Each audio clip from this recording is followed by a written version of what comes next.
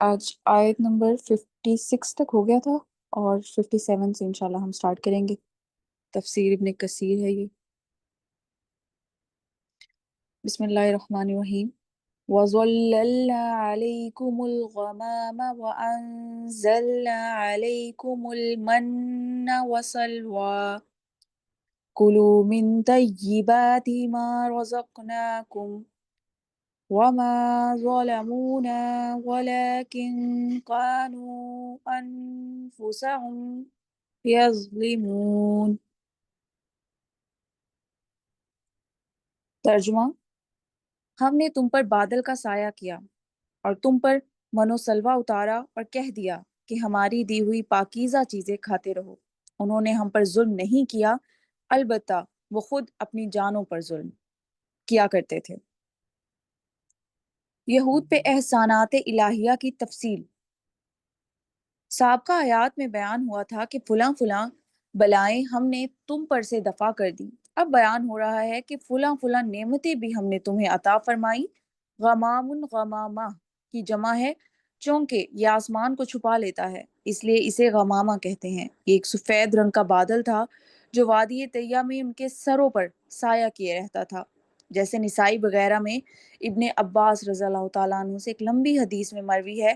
ابن ابی حاتم کہتے ہیں کہ ابن عمر رحمہ اللہ، ربیع بن انس رحمہ اللہ، ابو مجاز رحمہ اللہ، ضحاک رحمہ اللہ اور سدی رحمہ اللہ نے بھی یہی کہا ہے۔ حسن رحمہ اللہ اور قتادہ رحمہ اللہ بھی یہی کہتے ہیں، اور لوگ کہتے ہیں کہ یہ بادل عام بادلوں سے زیادہ ٹھنڈک والا اور زیادہ عمدہ تھا۔ حضرت مجاہد رحمہ اللہ فرماتے ہیں یہ وہی بادل تھا جس میں اللہ تعالیٰ قیامت کے دن آئے گا۔ ابو حذیفہ کا قول بھی یہی ہے۔ هل ينظرون إلا أن يأتيهم الله في ظلل من الغمام والملائکہ۔ الخ، اس آیت میں اس کا ذکر ہے کہ کیا ان لوگوں کو اس کا انتظار ہے کہ اللہ تعالیٰ اور اس کے فرشتے بادل میں آئیں؟ یہی وہ بادل ہیں جس میں بدر والے دن فرشتے نازل ہوئے تھے۔ جو من ان پر اترا وہ درختوں پر اترا تھا، یہ صبح جاتے تھے اور جمع کر کے کھا لیا کرتے تھے۔ وہ گوند کی قسم کا تھا، کوئی کہتا ہے شبنم کی وضاء کا تھا۔ حضرت قتادہ رحمہ اللہ فرماتے ہیں اولوں کی طرح من ان کے گھروں میں اترتا تھا، جو دودھ سے زیادہ سفید اور شہد سے زیادہ میٹھا ہوتا تھا۔ صبح صادق سے لے کر آفتاب نکلنے تک اترتا رہتا تھا۔ ہر شخص اپنے گھر بار کے لیے اتنی مقدار میں جمع کر لیتا تھا جتنا اس دن کافی ہو، اگر کوئی زیادہ لیتا تو بگڑ جاتا تھا۔ جمعہ کے دن وہ 2 دن کا لے لیتے تھے، جمعہ اور ہفتہ کا، اس لیے کہ ہفتہ ان کا بڑا دن تھا۔ ربیع بن انس کہتے ہیں من شہد جیسی چیز تھی جس میں پانی ملا کر پیتے تھے۔ شیعی رحمہ اللہ فرماتے ہیں تمہارا یہ شہد اس من کا 70واں حصہ ہے۔ شعروں میں بھی یہی من شہد کے معنی میں آیا ہے۔ یہ سب اقوال قریب قریب ہیں۔ غرض یہ ہے کہ ایک ایسی چیز تھی جو انہیں بلا تکلیف و تکلف ملتے تھے۔ اگر صرف اسے کھایا جائے تو وہ کھانے کی چیز تھی، اور اگر پانی میں ملا لیا جائے تو پینے کی چیز تھی، اور اگر دوسری چیزوں کے ساتھ مرکب کر دی جائے تو اور چیز ہو جاتی تھی۔ لیکن یہاں من سے مراد یہی من مشہور نہیں۔ صحیح بخاری شریف کی حدیث میں ہے، رسول اللہ صلی اللہ علیہ وآلہ وسلم فرماتے ہیں کھمبی من میں سے ہے اور اس کا پانی آنکھ کے لیے شفا ہے۔ ترمذی رحمہ اللہ اسے حسن صحیح کہتے ہیں۔ ترمذی میں ہے کہ اجوا جو مدینہ کی کھجوروں کی ایک قسم ہے، وہ جنتی چیز ہے اور اس میں زہر کا تریاک ہے، اور کھمبی من میں سے ہے اور اس کا پانی آنکھ کے درد کی دوا ہے۔ یہ حدیث حسن غریب ہے۔ دوسرے بہت سے طریقوں سے بھی مروی ہے۔ ابن مردویہ کی حدیث میں ہے کہ صحابہ رضی اللہ تعالیٰ عنہ نے اس درخت کے بارے میں اختلاف کیا جو زمین کے اوپر ہوتا ہے، جس کی جڑیں مضبوط نہیں ہوتی۔ بعض کہنے لگے کمبی کا درخت ہے۔ آپ صلی اللہ علیہ وآلہ وسلم نے فرمایا کمبی تو من میں سے ہے اور اس کا پانی آنکھ کے لیے شفا ہے۔ سلوا ایک قسم کا پرند ہے، چڑیا سے کچھ بڑا ہوتا ہے، سرخی مائل رنگ کا۔ جنوبی ہوائیں چلتی تھی اور ان پرندوں کو وہاں لا کر جمع کر دیتی تھی۔ بنی اسرائیل اپنی ضرورت کے مطابق انہیں پکڑ لیتے تھے اور ذبح کر کے کھاتے تھے۔ اگر ایک دن گزر کر بچ جاتا تو وہ بگڑ جاتا تھا، اور جمعہ کے دن وہ 2 دن کے لیے جمع کر لیتے تھے، کیونکہ ہفتہ کا دن ان کے لیے عید کا دن ہوتا تھا۔ اس دن عبادتوں میں مشغول رہنے اور شکار وغیرہ سے بچنے کا حکم تھا۔ بعض لوگوں نے کہا ہے کہ یہ پرند کبوتر کے برابر ہوتے تھے۔ 1 میل کی لمبائی چوڑائی میں ایک نیزے کے برابر اونچا ڈھیر ان پرندوں کا ہو جاتا تھا۔ یہ دونوں چیزیں ان پر وادی طیہ میں اتری تھیں، جہاں انہوں نے اپنے پیغمبر سے کہا تھا کہ اس جنگل میں ہمارے کھانے کا بندوبست کیسے ہوگا۔ تب ان پر منو سلوا اتارا گیا، اور پانی کے لیے جب حضرت موسیٰ علیہ السلام سے درخواست کی گئی تو پروردگار عالم نے فرمایا کہ اس پتھر پر اپنا عصا مارو۔ عصا لگتے ہی اس سے 12 چشمے جاری ہو گئے، اور بنی اسرائیل کے 12 ہی فرقے تھے۔ ہر قبیلہ نے ایک ایک چشمہ اپنے لیے بانٹ لیا، پھر سایہ کے طالب ہوئے کہ اس چٹیل میدان میں سایہ بغیر گزر مشکل ہے، تو اللہ تبارک و تعالیٰ نے طور پہاڑ کا ان پر سایہ کر دیا۔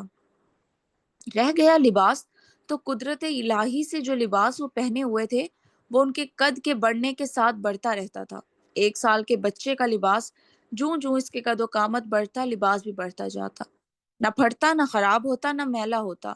ان نعمتوں کا ذکر مختلف جگہ قرآن پاک میں موجود ہے، جیسے یہ آیت اور اذا استسقا والی آیت وغیرہ۔ حضری رحمہ اللہ کہتے ہیں کہ سلوا شہد کو کہتے ہیں، لیکن ان کا یہ قول غلط ہے۔ سورج رحمہ اللہ نے اور جوہری رحمہ اللہ نے بھی یہی کہا ہے، اور اس کی شہادت میں عرب شاعروں کے شعر اور بعض لغوی محاورے بھی پیش کیے ہیں۔ بعض نے کہا ہے کہ ایک دوا کا نام ہے۔ قصائی رحمہ اللہ کہتے ہیں کہ سلوا واحد کا لفظ ہے اور اس کی جمع سلاوا آتی ہے، اور بعض کہتے ہیں کہ جمع میں اور مفرد میں یہی صیغہ رہتا ہے، یعنی لفظ سلوا۔ غرض یہ اللہ کی 2 نعمتیں تھیں جن کا کھانا ان کے لیے مباح کیا گیا، لیکن ان لوگوں نے اللہ تعالیٰ کی ان نعمتوں کی ناشکری کی، اور یہی ان کا اپنی جانوں پر ظلم کرنا تھا، باوجود یہ کہ اس سے پہلے بہت کچھ اللہ کی نعمتیں ان پر نازل ہو چکی تھیں۔ تقابلی جائزہ۔ بنی اسرائیل کی حالت کا یہ نقشہ آنکھوں کے سامنے رکھ کر پھر اصحاب رسول صلی اللہ علیہ وآلہ وسلم کی حالت پر نظر ڈالو کہ باوجود سخت سے سخت مصیبتیں جھیلنے اور بے انتہا تکلیف برداشت کرنے کے وہ اتباع نبی صلی اللہ علیہ وآلہ وسلم پر اور عبادت الہی پر جمے رہے، نہ معجزات طلب کیے، نہ دنیا کی راحتیں مانگی، نہ اپنے تعیش کے لیے کوئی نئی چیز پیدا کرنے کی خواہش کی۔ جنگ تبوک میں جب کہ بھوک کے مارے بے تاب ہو گئے اور موت کا مزہ آنے لگا، تب حضور صلی اللہ علیہ وآلہ وسلم سے کہا کہ یا رسول اللہ صلی اللہ علیہ وآلہ وسلم، اس کھانے میں برکت کی دعا کیجیے، اور جس کے پاس جو کچھ بچا کچا تھا جمع کر کے حاضر کر دیا، جو سب مل کر بھی نہ ہونے کے برابر ہی تھا۔ حضور صلی اللہ علیہ وآلہ وسلم نے دعا کی اور اللہ تبارک و تعالیٰ نے قبول فرما کر اس میں برکت دی۔ انہوں نے خوب کھایا بھی اور تمام توشے دان بھر لیے۔ پانی کے قطرے قطرے کو جب ترسنے لگے تو اللہ کے رسول کی دعا صلی اللہ علیہ وآلہ وسلم، رسول کی دعا سے ایک ابر آیا اور ریل پیل کر دی، پیا پلایا اور مشکے اور مشکیزیں سب بھر لیے۔ بس صحابہ رضی اللہ تعالیٰ عنہ کی اس ثابت قدمی، اولو العزمی، کامل اتباع اور سچی توحید نے ان کی اصحاب موسیٰ علیہ السلام پر قطعی فضیلت ثابت کر دی۔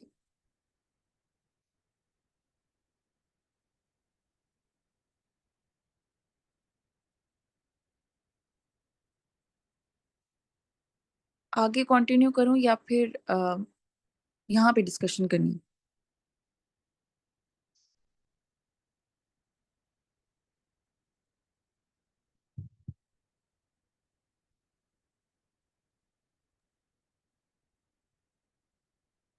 کنٹینیو کریں۔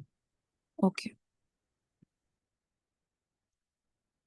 وَإِذْ قُلْنَا ادْخُلُوا هَٰذِهِ الْقَرْيَةَ فَكُلُوا مِنْهَا حَيْثُ شِئْتُمْ رَغَدًا وَادْخُلُوا الْبَابَ سُجَّدًا وَقُولُوا حِطَّةٌ نَغْفِرْ لَكُمْ خَطَايَاكُمْ وَسَنَزِيدُ الْمُحْسِنِينَ فَبَدَّلَ الَّذِينَ ظَلَمُوا قَوْلًا غَيْرَ الَّذِي قِيلَ لَهُمْ فَأَنزَلْنَا عَلَى الَّذِينَ ظَلَمُوا رِجْزًا مِّنَ السَّمَاءِ بِمَا كَانُوا يَفْسُقُونَ۔ ترجمہ: ہم نے تم سے کہا کہ اس بستی میں جاؤ اور جو کچھ جہاں کہیں سے چاہو بافراغت کھاؤ پیو، اور دروازے میں سے سجدے کرتے ہوئے گزرو، اور زبان سے حتہ کہو تمہاری خطائیں معاف فرما دیں گے اور بھلے لوگوں کو اور زیادہ دیں گے۔ پھر ان ظالموں نے اس بات کو جو ان سے کہی گئی تھی بدل ڈالا۔ ہم نے بھی ان ظالموں پر ان کے فسق و نافرمانی کی وجہ سے آسمانی عذاب نازل کیا۔ یہود کی پھر حکم عدولی۔ یہ دو آیات ہیں 85 اور 80، نہیں 55 اور 58 اور 59، سوری۔ جب موسیٰ علیہ السلام بنی اسرائیل کو لے کر مصر سے آئے اور انہیں ارض مقدس میں داخل ہونے کا حکم ہوا جو ان کی موروثی زمین تھی، ان سے کہا گیا کہ یہاں جو امالیک ہیں ان سے جہاد کرو، تو ان لوگوں نے نامردی دکھائی، جس کی سزا میں انہیں میدان تہیہ میں ڈال دیا گیا، جس کے سورہ مائدہ میں ذکر ہے۔ کریہ سے مراد بیت المقدس ہے۔ سدی رحمہ اللہ، ربی رحمہ اللہ، قتادہ، ابو مسلم رحمہ اللہ وغیرہ نے یہی کہا ہے کہ قرآن میں ہے کہ موسیٰ علیہ السلام نے اپنی قوم سے کہا، اے میری قوم، اس پاک زمین میں جاؤ جو تمہارے لیے لکھ دی ہے۔ بعض کہتے ہیں اس سے مراد اور ادریخوا ہے، بعض نے کہا ہے مصر مراد ہے، لیکن صحیح قول پہلا ہی ہے کہ مراد اس سے بیت المقدس ہے۔ یہ واقعہ تہیہ سے نکلنے کے بعد کا ہے۔ جمعہ کے دن شام کو اللہ تعالیٰ نے انہیں اس پر فتح عطا کی، بلکہ سورج کو ان کے لیے ذرا سی دیر ٹھہرا دیا تھا تاکہ فتح ہو جائے۔ فتح کے بعد انہیں حکم ہوا کہ اس شہر میں سجدہ کرتے ہوئے داخل ہوئے، جو اس فتح کے اظہار تشکر کا مظہر ہوگا۔ ابن عباس رضی اللہ تعالیٰ عنہ نے سجدے سے مراد رکوع لیا ہے۔ راوی کہتے ہیں کہ سجدے سے مراد یہاں پر خشوع و خضوع ہے، کیونکہ حقیقت پر اسے محمول کرنا ناممکن ہے۔ ابن عباس کہتے ہیں یہ دروازہ قبلہ کی جانب تھا، اس کا نام باب الحطہ تھا۔ رازی رحمہ اللہ نے بھی یہی کہا ہے کہ دروازے سے مراد جہت قبلہ ہے۔ بجائے سجدے کے اس قوم نے اپنی رانوں پر کھسکنا شروع کیا اور کروٹ کے بل داخل ہونے لگے، سروں کو جھکانے کی بجائے اور اونچا کر لیا۔ حطوطن کے معنی بخشش کے ہیں، بعض نے کہا ہے کہ یہ امر حق ہے۔ اکرمہ رحمہ اللہ کہتے ہیں اس سے مراد لا الہ الا اللہ کہنا ہے۔ ابن عباس رضی اللہ تعالیٰ عنہ کہتے ہیں ان میں گناہوں کا اقرار ہے۔ حسن رحمہ اللہ اور قتادہ رحمہ اللہ فرماتے ہیں اس کے معنی یہ ہیں اللہ تعالیٰ ہماری خطاؤں کو ہم سے دور کر دے۔ پھر ان سے وعدہ کیا جاتا ہے کہ اگر تم اس طرح یہی کہتے ہوئے شہر میں جاؤ گے اور اس فتح کے وقت بھی اپنی پستی اور اللہ کی نعمت اور اپنے گناہوں کا اقرار کرو گے اور مجھ سے بخشش مانگو گے، تو چونکہ یہ چیزیں مجھے بہت ہی پسند ہیں، میں تمہاری خطاؤں سے درگزر کر لوں گا۔ فتح مکہ کے موقع پر فرمان الہی سورہ اذا جاء نازل ہوئی تھی، اور اس میں بھی یہی حکم دیا گیا تھا کہ جب اللہ تعالیٰ کی مدد آ جائے، مکہ فتح ہو اور لوگ دین الہی میں فوج در فوج آنے لگے، تو اے نبی تم اپنے رب کی تسبیح اور حمد و ثنا بیان کرو، اس سے استغفار کرو، وہ توبہ قبول کرنے والا ہے۔ اس صورت میں جہاں ذکر و استغفار کا ذکر ہے، وہاں حضور صلی اللہ علیہ وآلہ وسلم کے آخری وقت کی خبر تھی۔ حضرت ابن عباس رضی اللہ تعالیٰ عنہ نے حضرت عمر رضی اللہ تعالیٰ عنہ کے سامنے اس صورت کا ایک مطلب یہ بھی بیان کیا تھا جسے آپ نے فرمایا تھا جب مکہ فتح ہونے کے بعد حضور صلی اللہ علیہ وآلہ وسلم شہر میں داخل ہوئے تو انتہائی تواضع اور مسکینی کے آثار آپ پر تھے، یہاں تک کہ سر جھکائے ہوئے تھے، اونٹنی کے پالان سے سر لگ گیا تھا۔ شہر میں جاتے ہی غسل کر کے ضحیٰ کے وقت 8 رکعت نماز ادا کی، جو ضحیٰ کی نماز بھی تھی اور فتح کے شکریہ کی بھی۔ دونوں طرح کے قول محدثین رحمہ اللہ کے ہیں۔ حضرت سعد بن ابی وقاص رضی اللہ تعالیٰ عنہ نے جب ملک ایران فتح کیا اور کسریٰ کے شاہی محلات میں پہنچے تو اسی سنت کے مطابق 8 رکعتیں پڑھی، 2 رکعت ایک سلام سے پڑھنے کا بعض کا مذہب ہے، اور بعض نے یہ بھی کہا ہے کہ 8 ایک ساتھ ایک ہی سلام سے پڑھیں، واللہ عالم۔ صحیح بخاری شریف میں ہے رسول اللہ صلی اللہ علیہ وآلہ وسلم فرماتے ہیں بنی اسرائیل کو حکم کیا گیا کہ وہ سجدہ کرتے ہوئے اور ہتواتا کہتے ہوئے دروازے میں داخل ہوں، لیکن انہوں نے بدل دیا اور اپنی رانوں پر گھسٹتے ہوئے اور ہتواتا کی بجائے ہباتوا فی شعر کہتے ہوئے جانے لگے۔ نسائی، عبدالرزاق، ابو داؤد، مسلم اور ترمذی میں بھی یہ حدیث با اختلاف الفاظ موجود ہے اور سند सनदन सही है। हजरत अबू सईद खुदरी रहमहुल्लाह रज़ी अल्लाह तआला अन्हु फरमाते हैं कि हम रसूलुल्लाह सल्लल्लाहु अलैहि वसल्लम के साथ जा रहे थे। जातुल हतुल नामी घाटी के करीब पहुंचे तो आपने फरमाया कि इस घाटी की मिसाल भी बनी इसराइल के इस दरवाजे जैसी है जहां उन्हें सजदा करते हुए और हित्तुन कहते हुए दाखिल होने का कहा गया था और उनके गुनाहों की माफी का वादा किया गया था। हजरत बरा फरमाते हैं सयक़ूलु सुहफ़ाउ में सुफहा यानी जाहिलों से मुराद यहूद हैं जिन्होंने अल्लाह की बात को बदल दिया था। हजरत इब्ने मसूद फरमाते हैं हित्तातुन के बदले उन्होंने हिंतातुन हिब्बातुन हमरा फीहा शईरा कहा था। उनकी अपनी जुबान में इनके अल्फाज ये थे हत्ता समीना अजबहु मजबा। इब्ने अब्बास रज़ियल्लाहु तआला अन्हु भी इनकी इस लफ्जी तब्दीली को बयान फरमाते हैं कि रकू करने के बदले वो रानों पर घिसटते हुए और इत्तातुन के बदले हंतातुन कहते हुए दाखिल हुए। हजरत अता रहमहुल्लाह, मुजाहिद रहमहुल्लाह, अकरमा रहमहुल्लाह, दुहाक रहमहुल्लाह, हसन रहमहुल्लाह, कतादा रहमहुल्लाह, रबी रहमहुल्लाह, यहया रहमहुल्लाह ने भी यही बयान किया है। मतलब यह है कि जिस कौल और फेल का उन्हें हुक्म दिया गया था उन्होंने मजाक उड़ाया जो सरीहन मुखालफत और मुआनदत थी। इसी वजह से अल्लाह ताला ने उन पर अपना अजाब नाजिल फरमाया। अल्लाह ताला फरमाते हैं कि हमने जालिमों पर उनके फस्क की वजह से आसमानी अजाब नाजिल फरमाया। रिज से मुराद आजाब है। कोई कहता है गजब है, किसी ने तावून कहा है। एक मरफू हदीस है तावून रिज है और ये अजाब तुमसे अगले लोगों पर उतारा गया था। बुखारी और मुस्लिम में है रसूलुल्लाह फरमाते हैं कि ये दुख और बीमारी रिज है और तुमसे पहले लोग इन्हीं से अजाब दिए गए थे।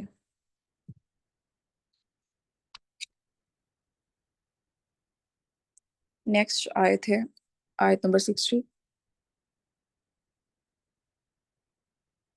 وَإِذَا اسْتَسْقَى مُوسَى لِقَوْمِهِ فَقُلْنَا اضْرِبْ بِعَصَاكَ الْحَجَرَ فَانْفَجَرَتْ مِنْهُ اثْنَتَا عَشْرَةَ عَيْنًا قَدْ عَلِمَ كُلُّ أُنَاسٍ مَّشْرَبَهُمْ كُلُوا وَاشْرَبُوا مِن رِّزْقِ اللَّهِ وَلَا تَعْثُوا فِي الْأَرْضِ مُفْسِدِينَ۔ اور جب موسیٰ علیہ السلام نے اپنی قوم کے لیے پانی مانگا تو ہم نے کہا اپنی لکڑی پتھر پر مارو جس سے 12 چشمے بہہ نکلے اور ہر گروہ نے اپنا چشمہ پہچان لیا اور ہم نے کہہ دیا اللہ تعالیٰ کا رزق کھاتے پیتے رہو اور زمین میں فساد نہ کرتے پھرو۔ یہود پر تسلسل احسانات۔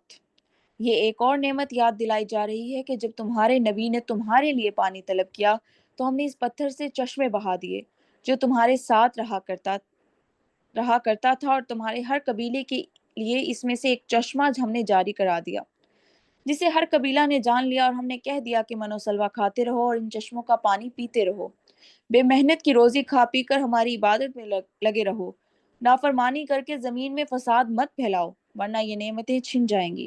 حضرت ابن عباس رضی اللہ تعالیٰ عنہ فرماتے ہیں یہ ایک چکور پتھر تھا جو ان کے ساتھ ہی تھا۔ حضرت موسیٰ علیہ السلام نے بحکم اللہ اس پر لکڑی ماری، چاروں طرف سے 3 نہریں بہ نکلی۔ یہ پتھر بیل کے سر جتنا تھا جو بیل پر لاد دیا جاتا تھا، جہاں اترتے رکھ دیتے اور عصا کی ضرب لگتے ہی اس میں سے نہریں بہ نکلتی۔ جب کوچ کرتے اٹھا لیتے، نہریں بند ہو جاتی اور پتھر کو ساتھ رکھ لیتے۔ یہ پتھر طور پہاڑ کا تھا، 1 ہاتھ لمبا اور 1 ہاتھ چوڑا تھا۔ بعض کہتے ہیں یہ جنتی پتھر تھا، 10 ہاتھ لمبا چوڑا تھا، 2 شاخیں تھیں جو چمکتی رہتی تھیں۔ ایک اور قول میں ہے کہ یہ پتھر حضرت آدم علیہ السلام کے ساتھ جنت سے آیا تھا اور یوں ہی ہاتھوں میں ہاتھ پہنچتا ہوا حضرت شعیب علیہ السلام کو ملا تھا۔ انہوں نے لکڑی اور پتھر دونوں حضرت موسیٰ علیہ السلام کو دیے تھے۔ بعض کہتے ہیں یہ وہی پتھر ہے جس پر حضرت موسیٰ اپنے کپڑے رکھ کر نہا رہے تھے اور بحکم الہی یہ پتھر آپ کے کپڑے لے کر بھاگا تھا۔ اسے حضرت موسیٰ علیہ السلام نے حضرت جبرائیل کے مشورے سے اٹھا لیا تھا جسے آپ کا معجزہ ظاہر ہوا۔ زمخشری رحمہ اللہ کہتے ہیں کہ ہجر پر الف لام جس کے لیے ہے عہد کے لیے نہیں، یعنی کسی ایک پتھر پر عصا مارو یہ نہیں کہ فلاں پتھر ہی پر مارو۔ حضرت حسن سے بھی یہی مروی ہے اور یہی معجزے کا کمال اور قدرت کا پورا اظہار ہے۔ آپ کی لکڑی لگتے ہی وہ بہنے لگتا اور پھر دوسری لکڑی لگتے ہی خشک ہو جاتا۔ بنی اسرائیل آپس میں کہنے لگے اگر یہ پتھر گم ہو گیا تو ہم پیاس سے مرنے لگیں گے۔ تو اللہ تعالیٰ نے فرمایا کہ تم لکڑی نہ مارو، صرف زبانی کہو تاکہ انہیں یقین آ جائے۔ واللہ عالم۔ ہر ایک قبیلہ اپنی اپنی نہر کو اس طرح جان لیتا کہ ہر قبیلہ کا ایک ایک آدمی پتھر کے پاس کھڑا رہ جاتا اور لکڑی لگتے ہی اس میں سے چشمے جاری ہو جاتے۔ جس شخص کی طرف جو چشمہ جاتا وہ اپنے قبیلے کو بلا کر کہہ دیتا کہ یہ چشمہ تمہارا ہے۔ یہ واقعہ میدان تہیہ کا ہے۔ سورہ اعراف میں بھی اس واقعے کا بیان ہے، لیکن چونکہ وہ سورت مکی ہے اس لیے وہاں ان کا بیان غائب کی ضمیر سے کیا گیا ہے، اور اللہ تعالیٰ نے جو احسانات ان پر نازل فرمائے تھے وہ اپنے رسول کے سامنے دہرائے، اور یہ صورت مدنی ہے اس لیے یہاں خود انہیں خطاب کیا گیا ہے۔ سورہ اعراف میں فن جست کہا اور فن فجرت کہا اس لیے کہ وہاں اول اول جاری ہونے کے معنی ہے اور یہاں آخری حال کا بیان ہے۔ واللہ عالم۔ اور ان دونوں جگہ کے بیان میں 10 وجہ سے فرق ہے، جو فرق لفظی بھی ہے اور معنوی بھی۔ زمخشری نے اپنے طور پر ان سب وجوہ کو بیان کیا اور حقیقت اس میں قریب ہے۔ واللہ عالم۔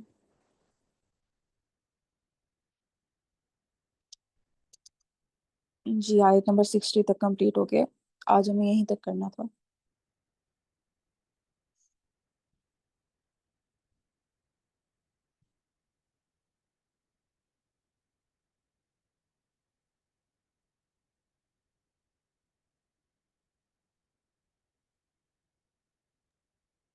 ابھی یہاں پہ السلام ان علیکم۔ خاتون کے معنی بتائے ہیں؟ نہیں ابھی یہاں پہ نہیں بتایا۔ خاتون کے معنی ہمارے کل قرآن میں لکھا ہوا تھا کہ مطلب یہ ورڈ نا ان کو یہ لگا تھا کہ میں جیسے اوپر پہلے کی آیت میں آیا تھا نا کہ اللہ تعالیٰ کے ساتھ مذاق کرتے ہیں، ہوں۔ تو اس کو ریلیٹ سے کیا گیا تھا کہ وہ سمجھتے تھے کہ ہم مذاق کرتے ہیں اللہ تعالیٰ سے، ان کو پتہ نہیں چلے گا کہ یہ ورڈ کے معنی ہم نے چینج کیے ہیں، کیونکہ جیسے اب انگلش میں یا اردو میں کچھ ورڈ ایسے ان کے میننگ تھے مطلب تقریباً، تو وہ سمجھتے تھے کہ ان لوگوں کو لگے گا کہ تقریباً سیم ہی مطلب ہے اس کا، اور جو اس کا مطلب تھا یہی مطلب تقریباً اس کا ہوگا۔ ایگزیکٹ مجھے یاد نہیں کیا معنی تھا۔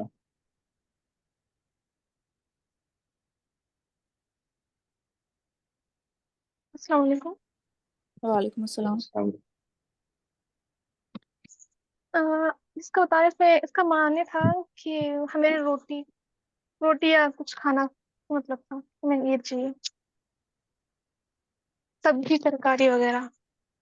اچھا میرا کوشچن تھا اس میں، جی مطلب جیسے بنی اسرائیل کے جو لوگ تھے موسیٰ علیہ السلام کے ساتھ میں جو، تو وہ لوگ نا اللہ پاک ان کو نا منہ سلوا کھانا اتنی ساری نعمتیں دے رہے تھے، اور پانی بھی ان کو مطلب ہر چیز میں نا بنا ایفرٹس کے مل رہی تھی۔ تو جب وہ شہر مطلب گئے، انہوں نے اللہ پاک کی مدد سے وہ شہر کو فتح کیا، تو اس کے بعد یہ ورڈ کیوں یوز کر رہے تھے؟ کون سے ورڈ؟ مطلب ورڈ چینج کیوں کر رہے ہو؟ ایسے کہہ رہے اچھا وہ ورڈ سینس کرتے نا، وہ کہتے کہ ہمیں ہو؟ ترکاری اور کھانا چاہیے مطلب۔ جی وہ ابھی نہیں آیا، وہ ابھی آگے کی آیتوں میں آئے گا۔ یہ ہدتن کے معنی ہیں بخشش طلب کرنا۔ اللہ تعالیٰ نے انہیں حکم دیا تھا کہ وہ بخشش طلب کرتے ہوئے رکوع کے بل، سجدے کے بل جائیں۔ یہاں پر سجدے کی بھی امام اصلاحی صاحب، اور یہاں پر بھی جیسے ابن عباس کا ایک قول ہے کہ وہ رکوع ہے۔ جیسے ہم کہ دیکھتے ہیں نا چائنیز اور جو بھی جاپنیز وغیرہ ہیں، وہ ایک دوسرے کو ملتے وقت جیسے اپنا سر تھوڑا بینڈ کرتے ہیں، اس سے تعبیر کی ہے اور رکوع کے لیے۔ یہاں پر بھی ابھی ہم نے پڑھا نا کہ ابن عباس نے اس کو رکوع سے تعبیر کیا ہے۔ ہنتتن کے معنی ہیں اللہ تعالیٰ نے انہیں حکم دیا تھا کہ وہ اللہ تعالیٰ سے بخشش طلب کرتے ہوئے وہ اس دروازے سے داخل ہو۔ بٹ یہ حبتن فی شعیرت تھی، ایسے کہتے تھے۔ یہ ابن تیسیر میں ہے، یہ تیسیر القرآن میں، کہ وہ گندم اپنی بالی کے اندر ہے۔ یہ صرف مذاق، اپنے جو بھی یہ تھا نا، وہ اپنے بیکار کی باتیں وغیرہ، وہ اتنے عذاب کے بعد بھی وہ اسی پر قائم رہے۔ تو یہ انہی کا ایک شرارت تھی کہ وہ ہمیشہ ورڈ بدل دیتے تھے۔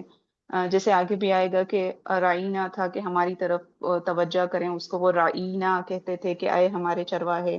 نعوذ باللہ، آپ صلی اللہ علیہ وسلم کو اس طرح مخاطب کرتے تھے۔ یہ ان کی شرارتیں تھیں کہ ہر وقت وہ اللہ کے جو بھی احکام تھے اس کو وہ ایسے جھٹلانے کے لیے، مذاق کے لیے وہ ایسے باتیں کیا کرتے تھے۔ جی میں نے یہ احسن البیان میں بھی یہی مطلب پڑھا تھا اس کا، کہ اس کا مطلب ہے گندم بالی میں، وہ یہ کہتے تھے، اور یہ وہ جی مذاق، ہاں اللہ تعالیٰ کی بات کا مذاق اڑاتے تھے، مطلب وہ اخلاق اور کردار کے لحاظ سے زوال پذیر قوم تھی۔ اور مطلب اس میں بھی کہ ہے نا مطلب وہ کہ اللہ تعالیٰ نے، صرف فنی موڈ میں اس کو بولتے تھے، مذاق اڑانے کے لیے بس، جی جیسے اپنے عام فن کے لوگوں لیے۔ کو، جی عام لوگوں کو وہ لیے نا کچھ لوگوں کبھی کی کسی سے، شرارت ہوتی ہے نا، آپ کسی شرارت سے کرتے بات کر رہے ہو، جی آپ کسی سے کوئی بات کر رہے ہو، ٹھیک ہے، وہ آپ کی مت، آپ ان کو سمجھ آ جاتا ہے کہ آپ کیا کہہ رہے ہو، ٹھیک ہے، لیکن وہ آپ کا مذاق اڑانے کے لیے اور آپ کی بات کو سیریس نہیں لیتے، ٹھیک ہے، وہ آپ کا استہزاء بولتے ہیں نا، اس کو مذاق بولتے ہیں، ٹھیک ہے، جی اس جی کو اس کے لیے ہاں یہ لفظ کو چینج کر دیتے تھے، غلط کر کے بولتے تھے، تو وہ اخلاق اور کردار اور اس کی پستی بیان کی جا رہی ہے یہاں پہ ان لوگوں کی۔ اور اس کے بہت سے ایگزامپلس بھی ہمیں آگے ملیں گے جو وہ اپنے ورڈز کو چینج کرتے تھے ہوں ایسی اپنی شرارت میں۔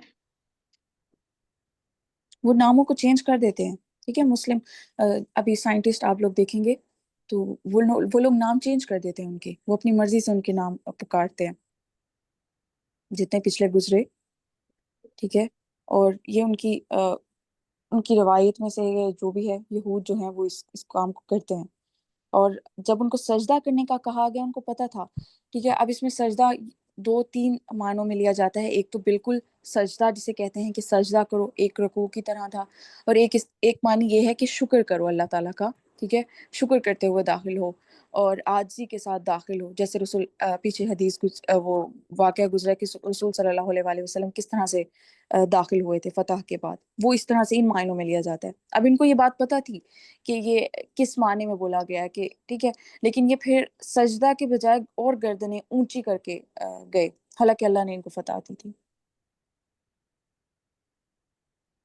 تو انہوں نے ایسا کیوں کیا؟ بس یہ اپنی مطلب نااہلی کی وجہ سے، یا پھر ناشکری تھی ان کے اندر اتنی زیادہ؟ ناشکری تھی ان کے اندر، کیونکہ دیکھیے اللہ تعالیٰ نے تو ان کو بغیر محنت کے کھانا دیا، ٹھیک ہے، وہ جو من اور سلوا کے بارے میں بات ہو رہی تھی، من کے بارے میں بھی میں ایک اور جگہ بھی پڑھ رہی تھی، وہ شہد کی طرح تھا، وہ اوس کی طرح، جیسے شبنم اترتی ہے نا رات کو پودوں پہ، ٹھیک ہے، جی جی، اس طرح ڈاکٹر سے، ہاں صاحب وہ اچھے سے بتاتے ہیں۔ جی جی پانی کے قطرے ہوتے ہیں، وہ شہد سے بھی زیادہ میٹھے ہوتے تھے، اور ابھی ہم نے پیچھے پڑھا کہ وہ ہمارا جو شہد ہے اس کا 70واں حصہ ہوتا تھا، ٹھیک ہے، تو وہ چیزیں ان کے لیے اترتی تھی اور ہر کوئی اپنے لیے لے لیتا تھا، بس اللہ نے ان کو کیا کہا تھا کہ میری عبادت کرو، میری شکر گزاری کرو، لیکن وہ یہ نہیں کرتے تھے۔ پھر انہوں نے کہا کہ ہمیں یہ چیزیں نہیں پسند، آگے اس کا ہوگا ذکر کہ ہمیں یہ چیزیں نہیں پسند، ہمیں کچھ اور چیزیں لا کے دو، ٹھیک ہے، تو وہ لوگ ان چیزوں سے جو نظر آ رہے کہ وہ ناشکری کر رہے تھے اللہ تعالیٰ کی نعمتوں کا۔ یس، ڈاکٹر صاحب احمد کہتے ہیں، وہ میں نے ان کا سنا تھا بیان القرآن میں، کہ مطلب یہ جو بنی اسرائیل کی قوم تھی نا، حضرت موسیٰ علیہ السلام سے طلب کرتی ہے کہ نا یہ منت سلوہ کھا کے ہم تھک چکے ہیں، تو اب ہمیں نا یہ ترکاریاں اور یہ سبزی جو وغیرہ ہے یہ ہم جی کھائیں گے، ہمیں یہ نہیں چاہیے۔ اس کی وجہ سے وہ پھر جب شہر میں اللہ پاک کہتے ہیں، حکم دیتے ہیں، ٹھیک ہے جاؤ ایک شہر ہے اس کو فتح کرو، پھر وہاں پہ تمہیں ساری چیزیں ملیں گی، لیکن جب وہ ان کو شہر فتح کر لیتے ہیں تو وہاں پہ جب وہ دروازے میں داخل ہونے کے لیے اللہ پاک ورڈس دیتے ہیں تو ان کو چینج کر دیتے ہیں۔ جی بالکل، اور ان کے اوپر جو بادل ہوتا تھا، وہ بادل جہاں یہ چلتے تھے، کیونکہ وہ میدان جو تھا وہاں پہ دھوپ ہوتی صحرا تھی، میں، صحرا تھا، ہاں، تو اس میں وہ جو اللہ تعالیٰ نے ان کے لیے بادل رکھا تھا، وہ بہت خاص بادل، وہ اس طرح تھا کہ وہ ایک تو ٹھنڈ ان کو پہنچاتا تھا، اور دوسرا یہ کہ جہاں وہ جاتے تھے وہ ان کے پیچھے پیچھے سایہ کرتا تھا، تو اللہ تعالیٰ نے تو ان کے لیے بہت ساری نعمتیں ایسے رکھی، یہ کچھ معجزات ہمارے لیے تو یہ معجزات ہی ہوں گے نا، ٹھیک ہے، تو اور اب اگر ہم ابھی صحابہ کے ساتھ ان کو کمپیئر کریں، جیسے پیچھے ہم نے تفسیر میں بھی دیکھا، تو صحابہ کے لیے ایسے معجزات نہیں ہوئے، یہاں پہ پھر انسانوں کا نہیں، ہاں انسانوں کے لیے اس میں بتایا جا رہا ہے کہ دیکھیں ایسے بھی انسان ہوتے ہیں اور ایسے بھی انسان ہوتے ہیں، صحابہ نے ان کے پاس کچھ نہیں تھا پھر بھی اللہ تعالیٰ سے کوئی شکوہ شکایت نہیں کی، اللہ تعالیٰ کا شکر ادا کیا اس حالت میں بھی، اور بنی اسرائیل کو اگر ہم لوگ دیکھیں تو تمام نعمتوں کے بعد انہوں نے شکر گزاری نہیں کی۔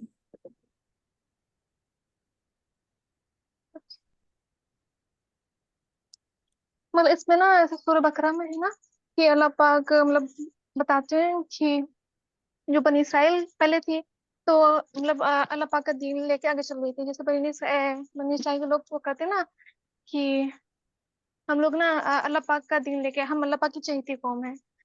तो यहाँ पे जब उनसे जो खिलाफत का मनसब था, मतलब जो अल्लाह पाक के दीन आगे लेके जाने का मनसब था, तो अल्लाह पाक मोहम्मद सल्लल्लाहु अलैहि वसल्लम को दे देते हैं। तो वो अल्लाह पाक यहाँ पे सूरह बकरा में मेंशन करते हैं ना कि किस तरह से हमने तुम पर नियामतें की हैं और फिर तुमने उसकी नाशुक्री अदा की है, जिसकी वजह से ना ये मनसब जो है अब मोहम्मद सल्लल्लाहु अलैहि वसल्लम की उम्मत को दिया जाएगा।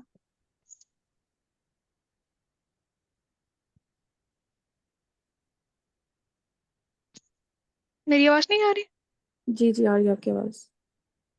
अच्छा, इसके बारे में मैं एक जगह और पढ़ी थी कि तफसीर में कि ये अल्लाह की सुन्नत है। ये सिर्फ हमें ना यहाँ पे इस तरह से नहीं लेना कि ये सिर्फ बनी इसराइल के लिए था। इसमें खिताब तो कह रहे हैं कि डायरेक्ट बनी इसराइल के या लोगों के साथ था। लेकिन ये जो अल्लाह की सुन्नत है कि जब अल्लाह की नाशुक्री की जाती है, फिर अल्लाह ताला जो है वो इसी तरह से कि अल्लाह ताला की दो, अल्लाह की सिफ्त जैसे है ना रहमत है, इसी तरह गजब भी अल्लाह की सिफ्त है। ठीक है, और वो अपनी शान के मुताबिक ही फिर अजाब भी देता है। तो ये जो इसका जो वो लेना है ना कि हाँ कि जो नाशुक्री करेगा, इसमें अब बनी इसराइल हो या फिर हम लोग हो या कोई भी हो, ठीक है, तो ये जो इसका वो होगा ना वो सबके लिए है। यस, मतलब अगर हम लोग अपने टाइम का देखें न्यू हम्म। मत में जो, तो उसमें अगर पहले अरबों को लगभग में कितनी ज्यादा इज्जत बख्शी कि इस रोम और फारस हर जगह मतलब फतेह है अभी भी। जब उन्होंने नस्ल पैदा कर दी तो अल्लाह पाक ने उनसे वो मतलब छीन लिया और फिर दूसरों के हाथों में चला गया। जैसे उस्मानिया जो ऑटोमन एम्पायर थे, उधर चला गया अरबों से छीन के।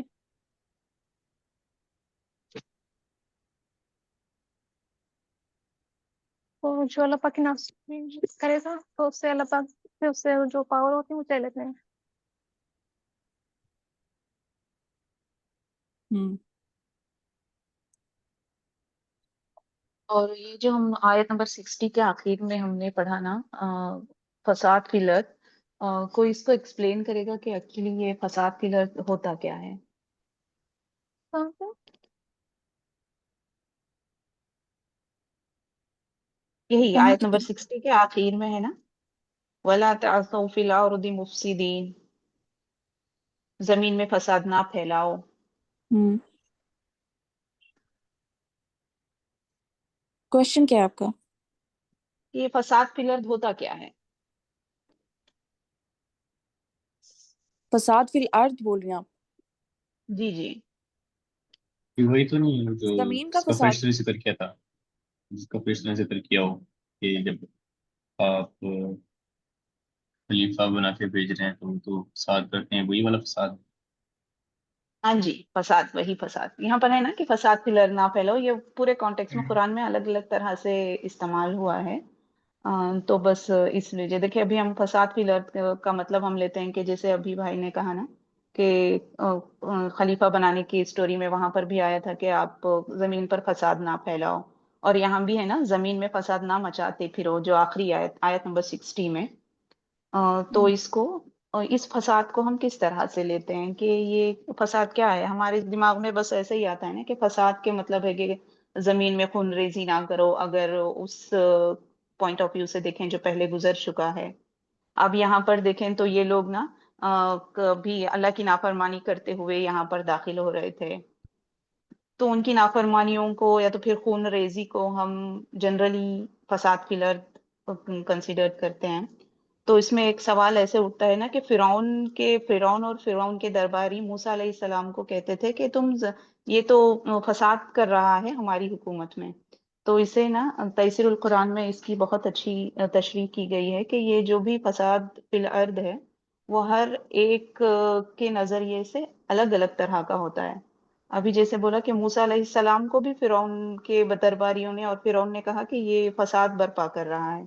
तो हम इस फसाद को कैसे लेंगे कि मूसा अलैहिस्सलाम कौन सा फसाद कर रहे थे उनकी हुकूमत में?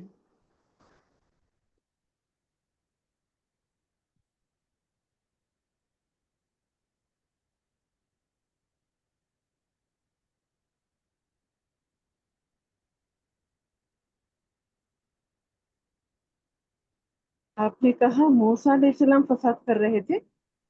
جی جی، یہ قرآن کی آیت ہے نا، سورہ نمبر 11 آیت نمبر 2 ہے، کہ وہاں پر موسیٰ علیہ السلام کی سٹوری میں جہاں پر وہ ذبح کر دیتے ہیں، اس کا ایک دوسرا پارٹ وہاں پر منشن ہے.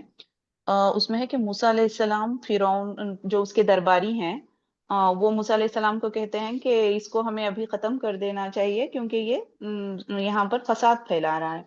تو اب ہم فساد کا دیکھیں تو یوزلی ہمارے دماغ میں بس یہی آتا ہے کہ فساد اسی طرح کا ہے کہ خون ریزی یا تو پھر اللہ تعالیٰ کی نافرمانی، اپنی منمانی کرنا وغیرہ. تو جب وہ لوگ موسیٰ علیہ السلام کو فساد کرنے والا کہتے ہیں تو ہم اس کو کس سینس میں لیں گے کہ یہ موسیٰ علیہ السلام کون سا فساد کر رہے تھے؟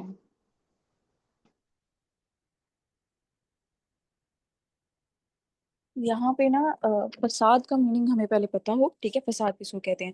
اب موسیٰ علیہ السلام کے لیے فرعون فساد کرا تھا، ایسے فرعون کے لیے پھر اس موسیٰ علیہ السلام فساد کرے تھے، ٹھیک ہے، کیونکہ ایک نظام جو چل رہا ہوتا ہے اس کو ہلا دیا جائے، ٹھیک ہے، اس میں لوگوں کی سوچ ہی بے شک چینج ہو، ٹھیک ہے، لوگوں کو آپس میں ایک دوسرے کے خلاف کر دیا جائے. اب موسیٰ علیہ السلام جو بات کر رہے تھے، جو موسیٰ علیہ السلام کے ساتھ لوگ ہوں گے وہ ان لوگوں کے خلاف ہوں گے جو فرعون کے ساتھ تھے، ٹھیک ہے. تو اب فرعون یا ان کے ساتھیوں کے لیے موسیٰ علیہ السلام کیا کر رہے تھے؟ فساد کر رہے تھے.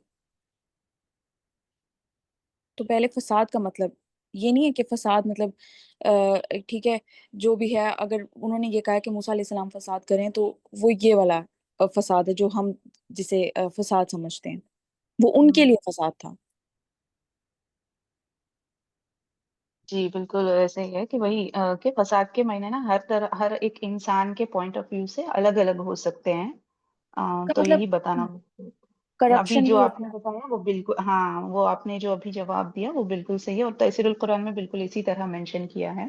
بٹ یہاں پر یہ بہت ہی زیادہ امپورٹنٹ یہ لفظ ہے بیکاز آنے والے جو بھی آیتیں ہیں وغیرہ اس میں ہمیں اس کو الگ پوائنٹ آف ویو سے دیکھنا پڑتا ہے. تو بس اس لیے جہاں بالکل صحیح آپ نے جو بھی کہا وہ اسی طرح ہے.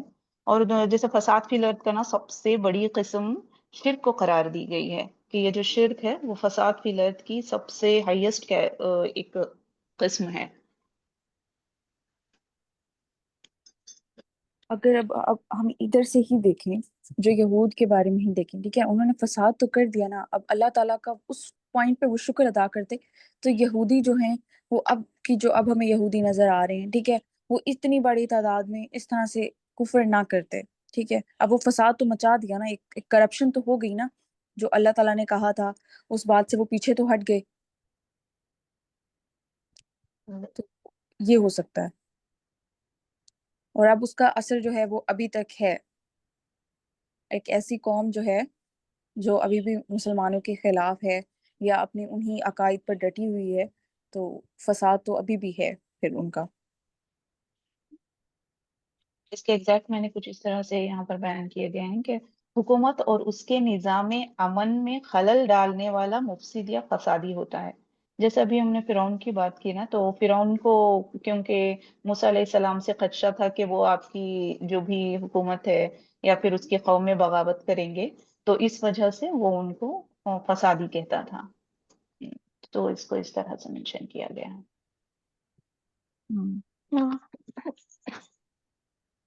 ہاں فساد میں ظلم کرنا، انصاف ختم کرنا، اور وہی خوریزی، دھوکہ دینا، فتنہ اور دغا پھیلانا، یہ ساری چیزیں اللہ پاک کے جو حکم کے خلاف ورزی کرنا مطلب. جی نہیں، ابھی وہی ڈسکس کیا نا کہ وہ ایک معنی ہے فساد کا، وہ ہر اللہ تعالیٰ کی طرف سے فساد کے معنی ایسے ہیں. ابھی جو فرعون کا اگزامپل دیا جیسے ثنا نے بتایا وہ بالکل اسی طرح ہے کہ وہ الگ الگ طرح سے فساد کے معنی بدلتے ہیں.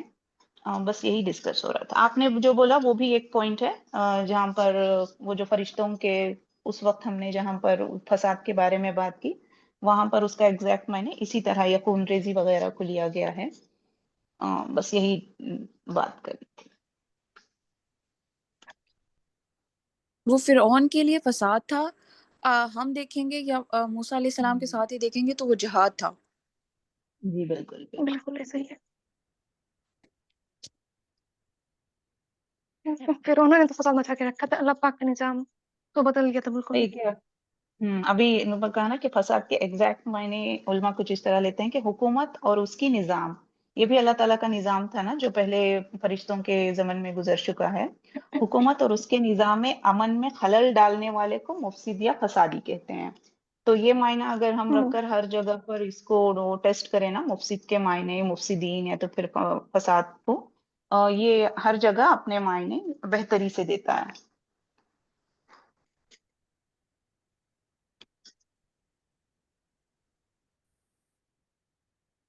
اچھا، جو میں کل بتا رہی تھی نا،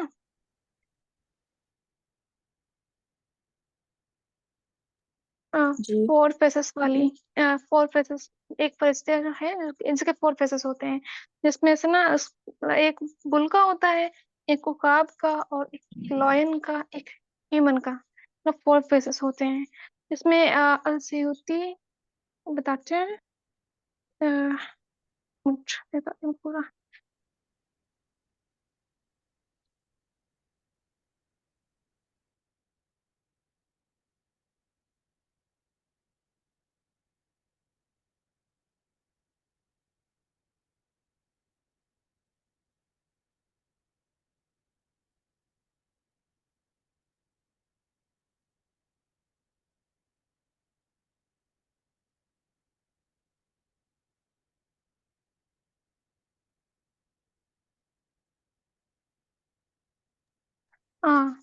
السیوطی جو ہے وہ روایت کرتے ہیں ان سے، وہاب ابن منبع سے، اور البہیقی اپنے اس میں تعبیر میں دیتے ہیں کہ یہ ہر ایک انجل جس کو عرض سے اٹھانا ہے اس کے 4 چہرے ہوتے ہیں. اس میں سے ایک انسان کا ہے، دوسرا بل کا ہے، اور تیسرا ایگل کا ہے، اور چوتھا شیر کا ہے. وہ اس طرح سے ان کی بکس میں ہے، لیکن یہ نا زیادہ تر جو روایتیں ہیں وہ اسرائیلیت سے لیتے ہیں، تو اس میں لوگ اختلاف بھی کرتے ہیں. تو ہو سکتا ہے نا کہ وہ لوگ جو بنی اسرائیل کے لوگ ہیں، پھر اور بھی لوگ ہیں جو الگ الگ ڈفرینٹ ریلیجن میں بل جو گائے یا بیل کو وہ لیتے ہیں نا کہ یہ ڈیوائن ہے، تو ادھر سے لیتے ہوں گے شاید یہ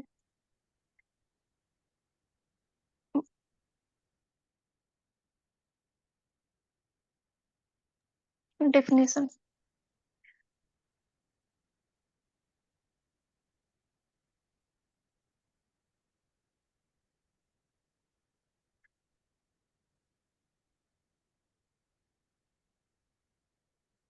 میری بات سمجھ میں آئی آپ لوگوں کو؟ جی جی صحیح.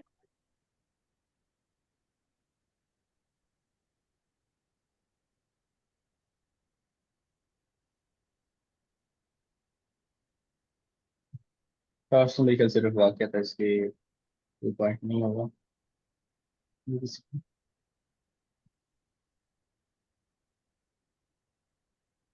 اچھا، ان کے اوپر جو کل ہم عذاب آیا کتنی تھا نا. جی جی بولیں نسرین. کل ہم کون کون سی آیتیں پڑھیں گے؟ کل ہم لوگ ابھی ہمارا تفہیم القرآن بھی رہتا ہے، وہاں سے ہم لوگ کو 60 کمپلیٹ کرنی ہے پہلے، اس کے بعد وہ جلدی ہو جائے گا، اس میں تھوڑی ہوتی ہے تفسیر.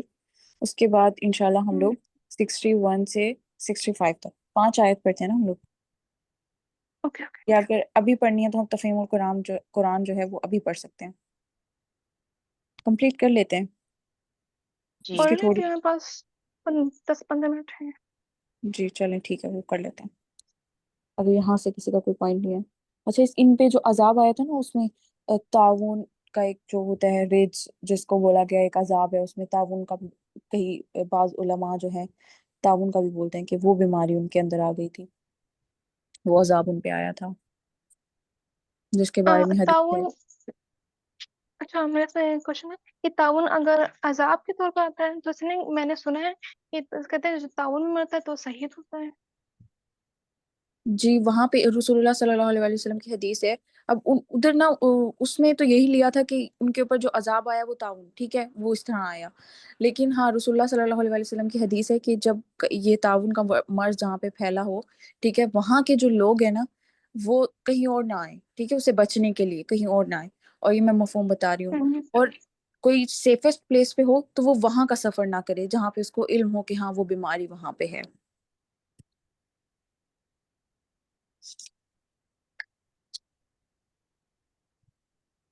اس میں ایک واقعہ ملتا ہے حضرت عمر رضی اللہ تعالیٰ عنہ کے دور ہاں خلافت میں خلافت آئی میں، گیس. ہاں ہاں. تو ان کی اس خلافت ٹائم میں. ہوا تھا ایک صحابی کو انہوں نے بلایا تھا. ان کو پتہ چلا تھا ایک ایریا میں جو ہے یہ تعاون کا مرض جو ہے وہ پھیل گیا ہے. تو اب انہوں نے ان کو خط لکھا اور کہا کہ مجھے آپ کی ضرورت ہے, آپ یہاں آ جائیں.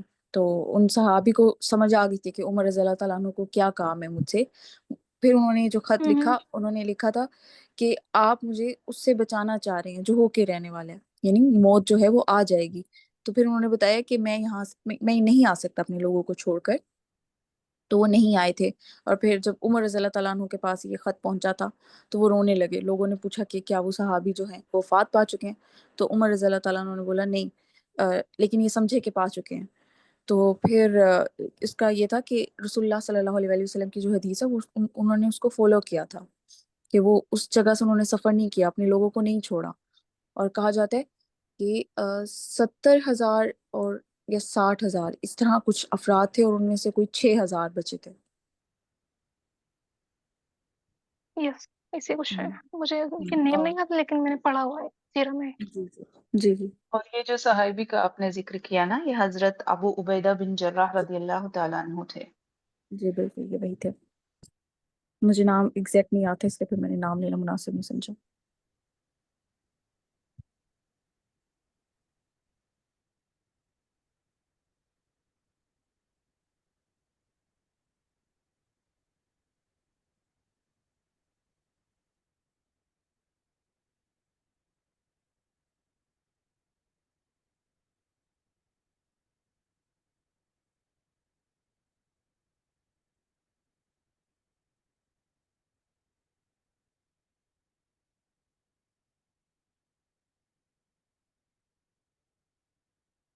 پھر اسٹارٹ کریں تفہیم القرآن. جی. ایک منٹ میں کھول لوں, مجھے بس 1 منٹ کا ٹائم دیں.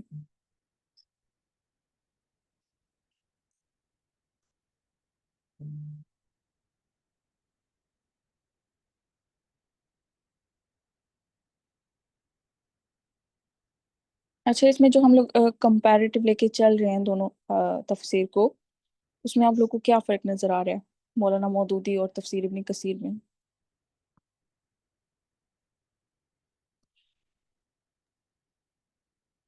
اس میں نا ابھی تک تو مجھے جہاں تک ایسے لگا نا سنا کہ اس میں اتنی زیادہ فرق نہیں نظر آیا. بیکاز جہاں تک نا تفسیر ابن کثیر کا سوال ہے، انہوں نے جو باقی کے دوسرے علماء تھے اس وقت کے تمام کو جمع کر کے کہا ہے، تو ان کا کوئی نہ کوئی اقوال ہمیں تفہیم میں مل جاتا ہے. کہ ہاں فار ایگزامپل انہوں نے مردویہ جو بھی امام ابن جریر رازی کے جو بھی قول وغیرہ یہاں پر بیان کیے ہوتے ہیں، اس میں سے کوئی نہ کوئی ایک قول ایسا ہوتا ہے جو ہمیں تفہیم میں ملتا ہے کہ ہاں یہ اس سے تھوڑا ریلیٹیو ہے. بٹ شاید ایک جگہ کہیں پر ہم نے شاید کسی عہد کے بارے میں شاید ہم نے پڑھا تھا، میں بھول رہی ہوں، میں نے نوٹ کر کے رکھا تھا کہ وہاں پر تھوڑی ڈفرینس لگا کہ ہاں وہ اس کو کسی اور طریقے سے لیتے ہیں مولانا مودودی صاحب، اور اس میں کچھ اور تھا. تو مجھے ایسے لگا. عہد اہلس کی بات کر رہی ہیں آپ؟ جی نہیں، وہ وعدہ تھا نا کہ اللہ تعالیٰ کا وعدہ تھا یہود سے. اچھا پھر تو آپ اس ہمیں میں بتائیے. وہاں ہاں دیکھتی ہوں، میں چیک کر کے انشاءاللہ کل بتاتی ہوں. تو وہاں پر مجھے فرق لگا، اور باقی سب اب تک جتنا ہم نے پڑھا ہے، بیکاز میں اس کے پہلے بھی اسٹڈی کرتی رہی ہوں ان دونوں کی، تو یہاں پر جو بھی قول مینشن ہوتے ہیں نا، وہ کوئی نہ کوئی کسی کا ایک قول ایسے ہوتا ہے جو ہمیں تفہیم میں مل جاتا ہے. تو بیکاز انہوں نے بہت سارے علماء کا انکلوڈ کیا ہوا ہے نا ابن کثیر میں، تو اس لیے اتنی زیادہ کوئی ڈفرینس نہیں لگا مجھے ابھی آپ تک. عالم ارواح کی بات کر رہے ہیں رکیہ؟ نہیں نہیں نہیں، میں بتاتی ہوں انشاءاللہ. یہود کو وہ کیا گیا وعدہ تھا نا، جو بھی پہلے کچھ ہی دنوں پہلے ہم نے لاسٹ ویک میں پڑھا تھا، اس بارے میں شاید میں چیک کر کے بتاتی ہوں. تو ایک جگہ مجھے تھوڑا ایسا محسوس ہوا کہ اس میں وہ ڈسکس بھی کیا تھا، نایاب نے شاید اس کو پوائنٹ آؤٹ بھی کیا تھا کہ یہ تھوڑا ڈفرینس ہے اس میں. وہ میں بھول رہی ہوں، میں بتاتی ہوں انشاءاللہ. انشاءاللہ. اچھا تفہیم القرآن ہو، بیان القرآن ہو، اور ایک احسن البیان، میں ان 3-4 کو لے کے ساتھ ساتھ جب میں دیکھ رہی ہوتی ہوں تو وہ تفسیر ابن کثیر سے ہی بہت سارے پوائنٹس ایسے ہوتے ہیں کہ وہ وہاں پہ اس کا ریفرنس بھی یہ جو ہیں وہ بالکل دیتا ہے کہ ہاں کہ تفسیر ابن کثیر میں یہ ہے۔ 100%۔ ہوں جی وہی وہی ہے نا، ابھی جیسے میں نے سب سے بڑا اگزامپل اس میں مردویہ جو بھی ہیں، ابن عباس کے قول مینشن ہے۔ تو کل ہماری ایسے بات ہوئی کہ یہ تفسیر بھی اپڈیٹڈ ہے، پرانے ایسے ہو جاتے ہیں، بٹ ایسا نہیں ہوتا کہ وہ اسی کو بیس مان کر ہمیں آگے کی تحقیق وغیرہ کرنی ہوتی ہے۔ تو یہ جو تفسیر ابن کثیر ہے نا، اس کے بہت سارے قول جو بھی ہیں، ابھی جیسے آپ نے بتایا نا، بہت سارے تفاسیر دوسرے میں بھی پڑھتی ہوں، تو اس میں بھی بالکل اسی کو ایویڈنس جو ریفرنس دیا جاتا ہے اس کا دیا جاتا ہے۔ تو اس کی ایک خاصیت یہ بھی ہے نا، جیسے ابن عباس کے ریفرنسز تک اس میں دیے گئے ہیں، تو کسی نہ کسی علماء کے قول میں ہمیں مل جاتے ہیں کہ ہاں یہ اس طرح تھوڑا زیادہ اپنا رجوع کرتے ہیں، تو اس وجہ سے الحمدللہ۔ لیکن تفسیر کے بارے میں یہ ہوتا ہے کہ جب پہلے کسی علماء یا عالم نے اس کے اوپر کام کر لیا ہو تو بار بار اس پہ کام کرنا جو ہے، جو ہمارے ہاں جتنے ابھی تفاسیر جو لوگ لکھ رہے ہوتے ہیں اور ٹھیک ہے، یا جو ہمیں اور ڈفرینٹ اسکالرس کی ملے گی، تو وہ اسی تفسیر کو زیادہ تر لے لیتے ہیں جو پہلے جس پہ کام ہو چکا ہوتا ہے۔ ضرورت اس جی چیز کی ہوتی ہے کہ جس پہ کام ابھی نہیں ہوا اس کو لے کے آئیں یا ایک نیا اینگل جو ہے اس کو ریپرزینٹ کریں۔ تو بہت ساری تفاسیر میں نا دیکھیں، ہمیں سیم ملے گا۔ ہاں میں ایک تفسیر ابھی نہیں میں پڑھ رہی ہوں، تیسیر القرآن، ہوں، اس میں وہ جو مولانا عبد الرحمن کیلانی کی ہے وہ ماشاءاللہ وہ نا تھوڑا سائنٹیفک طریقے سے انہوں نے، جیسے ابھی سورہ ملک ہو گیا نا، تو اتنا زیادہ ڈیپلی سائنٹیفک بھی نہیں ہے اس میں، بٹ تھوڑا بہت وہ اس کا تھوڑا اینگل بدلا ہوا ہے۔ میں نے ابھی جتنی تفاسیر ابن کثیر اور تقیم القرآن اور احسان البیان وغیرہ سبھی میں نے اس کو ایک ساتھ اسٹڈی کرنے کا جب میں دیکھتی ہوں تو یہ تھوڑی مجھے الگ لگتی ہے، اس سینس میں بھی کہ یہ جو تیسیر القرآن کے بارے میں جو بات کر رہی ہوں، تو اس میں جیسے غامدی صاحب کے جو بھی عقائد ہیں نا، جیسے فرشتوں کو لے کر، یا تو پھر سر سید احمد خان ہیں، ان کے بارے میں بھی شاید آپ جانتی ہوں گی کہ وہ ان کا جو عقیدہ تھا نا، ان کو رد کرتے ہوئے انہوں نے دلائل دیے ہیں کہ وہ تھوڑے نئے تھے نا، جو سر سید احمد خان ہے، جیسے ابھی اگزامپل لے لیں غامدی صاحب کے جو بھی عقائد ہیں، میں اس کو ایسے ریلیٹ کرتی ہوں کہ ان کے جو عقائد ہیں ان کو قرآن سے ہی دلائل دیتے ہوئے اس کا رد کرتے ہوئے اس کا جواب بھی دیا ہے۔ تو یہ ایک تفسیر مجھے تھوڑی الگ لگی ابھی جو فی الحال میں پڑھ رہی ہوں اس کو۔ تو اس میں ابھی کے پوائنٹ آف ویو سے اگر ہم دیکھیں گے نا، وہ سر سید احمد خان اور وہ تھوڑے نئے نئے ہی ہیں نا، جو اب ہم ان کو جان سکتے ہیں، ان کے عقائد کو ہم پہچان سکتے ہیں، تو یہ تھوڑی الگ ہے، مجھے ایسے لگا۔ ابھی جو آپ نے بات کی نا یکساں ہونے کی سارے تفسیر کی، تو ان کا اینگل تھوڑا الگ ہے، اس کو دیکھ سکتے ہیں آپ لوگ، اور سائنٹیفک بھی انہوں نے تھوڑے بہت ایڈیشنز کیے ہیں اپنی تفسیر میں، اسپیشلی سورہ ملک میں نے اس کو محسوس کیا ہے کہ یہ اس طرف بھی تھوڑا ہمارا رخ پلٹا ہے انہوں نے۔ اور سر سید احمد خان کے بارے میں احسن البیان میں یہ ہے کہ وہ منکرین معجزات ہیں، جی جی جو سر جی، سید احمد خان ہیں۔ ہاں، تو ان کے سارے جو بھی جہاں پر بھی ان کو موقع ملا ہے نا، ان کے عقائد کو لاتے ہوئے انہوں نے اس کا رد کرتے ہوئے اپنے دلائل دیے ہیں بہت ڈیٹیل میں۔ تو یہ بالکل مجھے ایک نیا اینگل لکھا، اور پڑھنے میں بھی بہت زیادہ تو کچھ نئی چیزیں سیکھنے کو جب ملتی ہیں تو اچھا لگتا ہے کہ ہاں یہ بھی ایک پوائنٹ آف ویو ہو سکتا ہے۔ جی ایسے ہے۔ چلیں سٹارٹ کرتے ہیں، ترجمہ سے سٹارٹ کریں گے۔ ہم نے تم پر ابر کا سایہ کیا، من و سلوہ کی غذا تمہارے لیے فراہم کی، اور تم سے کہا کہ جو پاک چیزیں ہم نے تمہیں بخشی ہیں انہیں کھاؤ، مگر تمہارے اسلاف نے جو کچھ کیا وہ ہم پر ظلم نہ تھا، بلکہ انہوں نے اپنے ہی اوپر ظلم کیا۔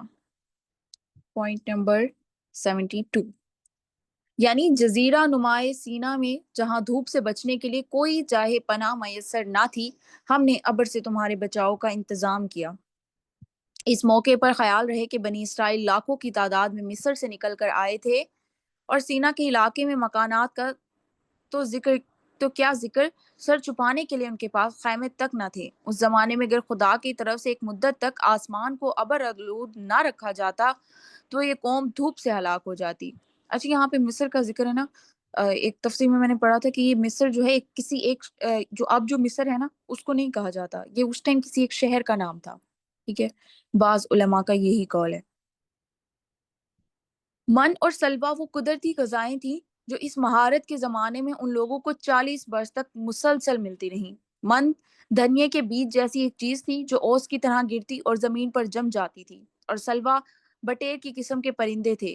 خدا کے فضل سے ان کی اتنی کثرت تھی کہ ایک پوری کی پوری قوم محض انہی غذاؤں پر زندگی بسر کرتی رہی اور اسے فاقہ کشی کی مصیبت نہ اٹھانی پڑی۔ حالانکہ آج کسی نہایت متمدن ملک میں بھی اگر چند لاکھ مہاجر یکا یک آ پڑیں تو ان کی خوراک کا انتظام مشکل ہو جاتا ہے۔ من اور سلوا کی تفصیلی کیفیت کے لیے ملاحظہ ہو بائبل کتاب خروج چیپٹرز جو ہیں وہ منشن کیے ہوئے یہاں پہ۔ پوائنٹ نمبر 74 نہیں بلکہ اس کا ترجمہ ہم نے بھی نہیں پڑھا ہے، ٹھیک ہے۔ پھر یاد کرو جب ہم نے کہا تھا کہ یہ بستی جو تمہارے سامنے ہے اس میں داخل ہو جاؤ، اس کی پیداوار جس طرح چاہو مزے سے کھاؤ، مگر بستی کے دروازے میں سجدہ ریز ہوتے ہوئے داخل ہونا اور کہتے جانا ہتوتن ہتوتن، ہم تمہاری خطاؤں سے درگزر کریں گے اور نیکوکاروں کو مزید فضل و کرم سے نوازیں گے۔ یہ ابھی تک تحقیق نہیں ہو سکا کہ اس بستی سے مراد کون سی بستی ہے۔ جس سلسلہ واقعات میں یہ ذکر ہو رہا ہے اس زمانے سے تعلق رکھتا ہے جبکہ بنی اسرائیل ابھی جزیرہ نمائے سینا ہی میں تھے، لہٰذا غالب یہ ہے کہ یہ اس جزیرہ نما کا کوئی شہر ہوگا، مگر یہ بھی ممکن ہے کہ اس سے مراد شتیم ہو جو جویریو کے بالمقابل دریائے اذن کے مشرقی کنارے پر آباد تھا۔ بائبل کا بیان ہے کہ اس شہر کو بنی اسرائیل نے حضرت موسیٰ علیہ السلام کی زندگی کے آخر زمانے میں فتح کیا اور وہاں بڑی بدکاریاں کی، جن کے نتیجے میں خدا نے ان پر وبا بھیجی۔ اور یہ کیا ہے، یہ 24 ہے یا 64 ہے، کوئی بتائے گا؟ 24 24 ہاں، 24,000 آدمی ہلاک کر دیے گئے۔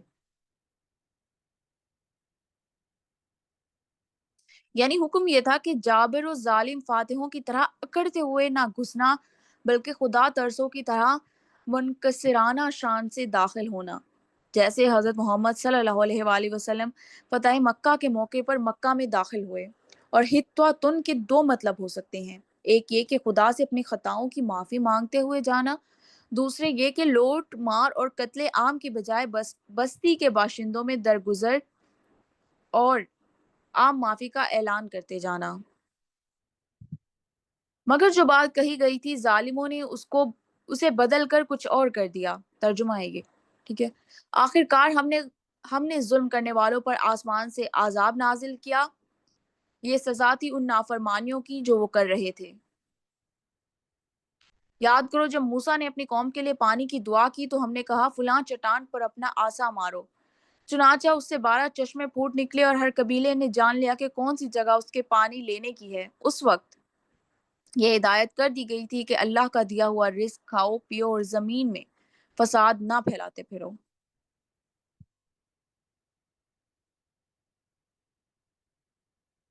وہ چٹان یا اب تک جی جی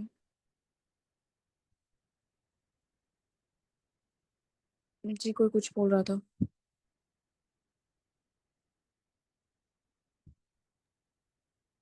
کنٹینیو کریں آپ۔ اوکے بس یہ لاسٹ پوائنٹ ہے اس کا نا۔ وہ چٹان اب تک جزیرہ نمائے سینا میں موجود ہے، سیاح اسے جا کر دیکھتے ہیں اور چشموں کے شگاف اس میں اب بھی پائے جاتے ہیں۔ 12 چشموں میں یہ مصلحت تھی کہ بنی اسرائیل کے قبیلے بھی 12 ہی تھے۔ خدا نے ہر ایک قبیلے کے لیے الگ چشمہ نکال دیا تاکہ ان کے درمیان پانی پر جھگڑا نہ ہو۔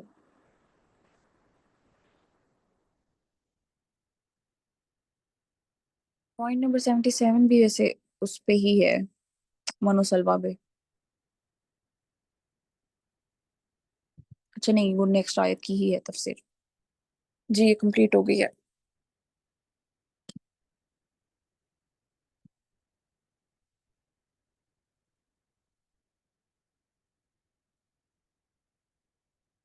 اس تفسیر میں یہ ہوتا ہے کہ ڈیٹیل کافی کم ہوتی ہے، لیکن یہ ہے کہ اگر کوئی نیا پڑھنے والا ہے تو آسان بھی ہے سمجھنا۔ यस, तफसीर इब्न कसीर जो है वो डिटेल में मिल जाती है आपको, हम्म बाकी जो तफसीरें हैं वो नामों में मिल जाती हैं आपको, हम्म डिटेल नहीं होती, जो खुदा पॉइंट होती है।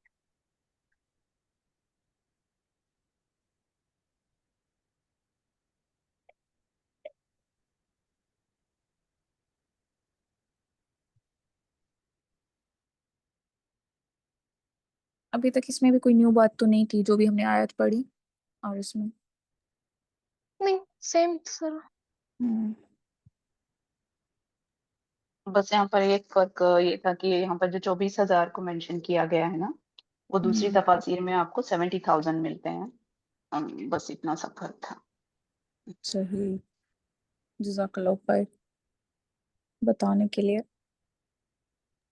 ये कौन सी बस्ती के बारे में आप बोल रहे अभी पढ़ रहे थे? कौन सी बस्ती नहीं मालूम था?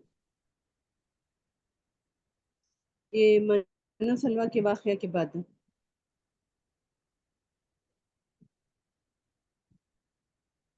आपकी मेरी बात आवाज आ मुझे रही समझ नहीं आई। है? अभी आप लास्ट पढ़े थे ना, वो एक बार रिपीट करें प्लीज।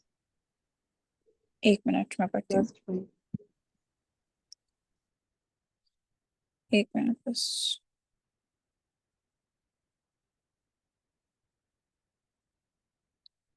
कौन सा वाला था? हाँ ठीक है। और वो चट्टान अब तक जजीरा नुमाए सीना में मौजूद है, सयाह उसे जाकर देखते हैं और चश्मों के शुगाफ इसमें अब भी पाए जाते हैं। 12 चश्मों में ये मसलहत थी कि बनी इसराइल के कबीले भी 12 ही थे। खुदा ने हर एक कबीले के लिए अलग चश्मा निकाल दिया ताकि उनके दरमियान पानी पर झगड़ा न हो। जजीरा नुमाए सीना, ये जहाँ पे ये वाकयात हुए थे, जो भी हम पीछे भी पढ़ रहे थे कि इस जगह पे वो लोग आए थे। जी जी हम्म जी।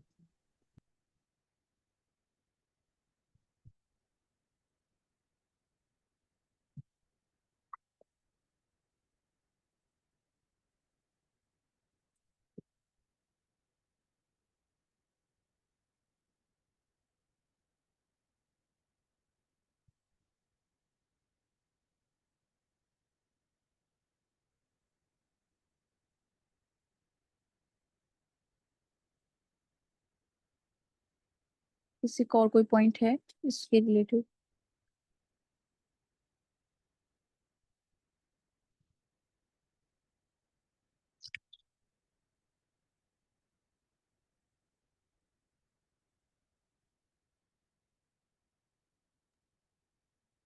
अच्छा, ये खुम्बी क्या होता है? यहाँ पे एक जिक्र आया था खुम्बी,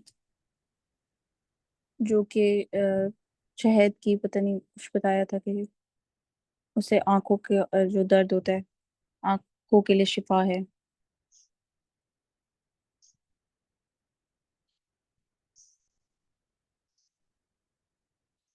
इसमें एक हदीस भी है सही बुखारी में कि खुम्बी मन की इस किस्म से है जो बनी इसराइल और हजरत मूसा अलैहिस्सलाम पर नाजिल हुई। इसका पानी आंखों के लिए शिफा है।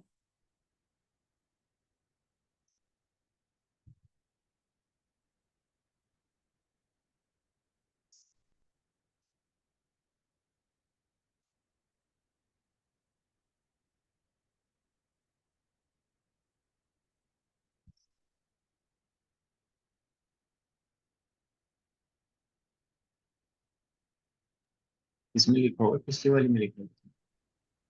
जी जी, वो तो तफसीर इब्न कसीर में हमने पढ़ा था ना खुम्बी के बारे में, जहाँ पे मन और सलवा का जिक्र था। मन के बारे में जहाँ पे बताया जा रहा था कि वो शहद की तरह होता है, और फिर इस तरह से कुछ था।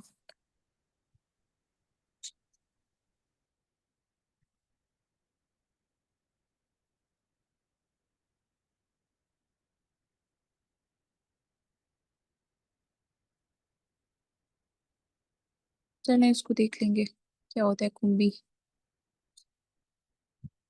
अच्छा, और एक और जो ये जो बस्ती का वाकया ना, कि ये कहाँ पे हुआ था ये वाकया, तो ये इसके इस पे भी ना दो हैं अब तफसीर में कसीर, और यहाँ पे तो हमें यही मिला है कि ये सहराए सीना का वाकया है। और एक और जगह है, एक और जगह का नाम है तैया, कोई एक जगह है, ठीक है।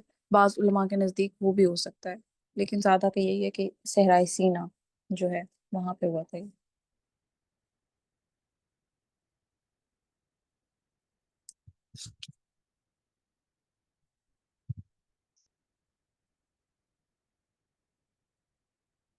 کسی کا اور کوئی پوائنٹ نہیں ہے تو اس کو اینڈ کرتے ہیں.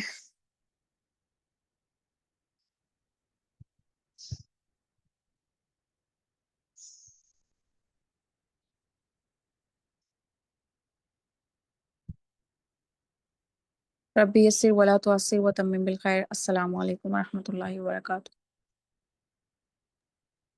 بڑے